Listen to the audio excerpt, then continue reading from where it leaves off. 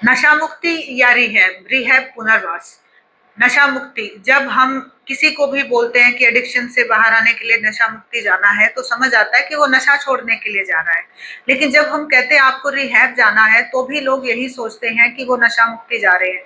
ऐसा क्यों है? इसको थोड़ा सा क्लियर करते हैं। ये एक मिथ है, ये एक बहुत बड़ा कंफ्यूजन है।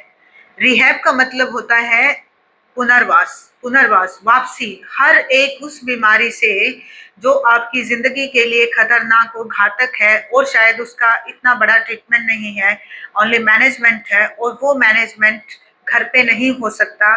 तो हम एक इंटीग्रेशन, एक ट्रीटमेंट अप्रोच, उसके जरिए एक एनवायरनमेंट तैयार करते हैं जिसमें एक नया रूटीन सेट किया जाए थेरेप्यूटिकली, जिसमें मेडिसिन प्लस असिस्टिव थेरेपी का सहारा लेकर उस पर्सन की हेल्प की जाए एडिक्शन जैसी गंभीर मानसिक बीमारी से बाहर आने में। ये पुनर्वास है। ये एडिक्शन चाहे शॉपिंग का हो, चाहे गैम्बलिंग का हो, चाहे ड्रग्स का हो या किसी भी चीज का। अब इसमें आते हैं, मैंने कहा चाहे ड्रग्स का भी हो। अब इन सभी इस लिस्ट के अंदर ड्रग्स एक ऐसी चीज है जिसके लिए हमें नशा मुक्ति जाना है, बाकी सबका रिहैब में ट्रीटमेंट हो सकता है। और या ये कहें कि रिहैब बाकी सबके लिए है, सब्सटेंस के लिए सिर्फ नशा मुक्ति है। जब भी किसी को हम रिहैब भेजने की बात करते हैं वो इसी बात से डर जाते हैं कि नशे वाले व्यक्तियों के साथ रखा जाएगा और वहां पर तो नशा और बढ़ जाएगा।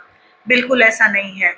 फर्स्ट ऑफ ऑल तो वो एक कंट्रोल्ड एनवायरनमेंट है जहां पर नशा अवेलेबल नहीं होता।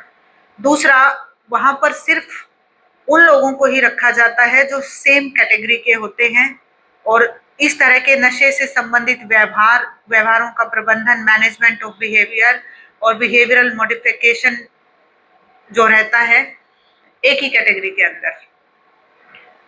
वहां पर डॉक्टर्स होते हैं, साइकेट्रिस्ट, साइकोलॉजिस्ट होते हैं जो परामर्श के जरिए उनके मन में जितने भी अंतर्द्वंद चल रहे हैं उनको बाहर निकालते हैं।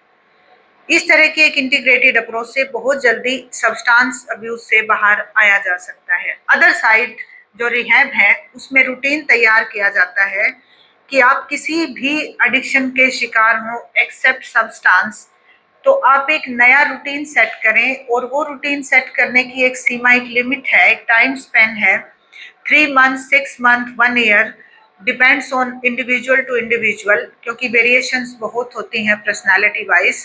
कौन कितना जल्दी उनको सीख लेता है, अपने बिहेवियर में ले आता है, तब तक ही पुनर्वास अर्थात रिहेबिलिटेशन का प्रोग्राम जारी रहता है। और जब हम वहां से वापस आते हैं तब भी हम उनको आगे लेके चले या उस रूटीन को बनाए रखें, उसके लिए फैमिली को जरूर ध्यान देना चाहिए कि जब वो वापस आए रिहैब से या फिर नशा मुक्ति से, उनके लिए प्रॉपर एक एनवायरनमेंट ऐसा तैयार करें जो पहले जैसा ना हो। जब वो पहले गए थे तो एक एनवायरनमेंट था, उनके बारे में एक धारणा थी कि ये शराबी हैं, ये नशेड़ी हैं, ये ऐसा करते हैं, इन्होंने इतना नुकसान कर दिया, इन्होंने हमारी लाइफ बर्बाद कर दी। जब वो वापस आए तो आप उनसे इन शब्दों का इस्तेमाल ना करें। उनके काम के लिए भी एक सोच के रखें कि आते ही आपको किस में उनको बिजी करना है।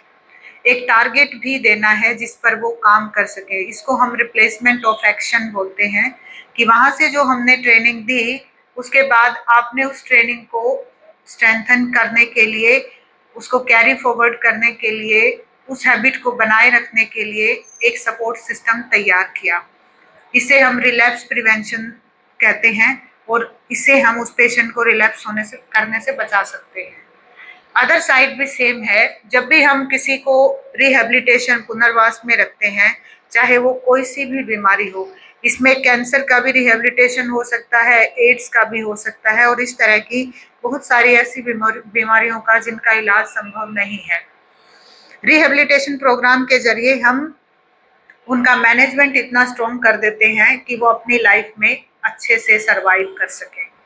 उनके लिए भी सेम ऐसे ही है कि जब वो वापस जाएं तो उनके मनोबल को बढ़ाएं कि अब आपकी बीमारी मैनेज हो चुकी है, अगर ये घटेगी नहीं तो ये बढ़ेगी भी नहीं। प्रॉपर मेडिकेशन, प्रॉपर काउंसलिंग और प्रॉपर फैमिली सपोर्ट के साथ हम उनका भी कम बैक लाइफ में कर सकते हैं। मैंने अपनी साइड से पूरी कोशिश की है इन दोनों में कंसेप्चुअल डिफरेंस को बताने की, आप तक पहुंचाने की। अगर फिर भी कुछ रह गया हो तो हमें कमेंट करके ज़रूर बताएं। आपकी कोई भी ऐसी प्रॉब्लम अगर है वो भी शेयर करें, और इस वीडियो को पूरा देखें, लोगों तक शेयर करें, सब्सक्राइब करें। बहुत बहुत धन्यवाद।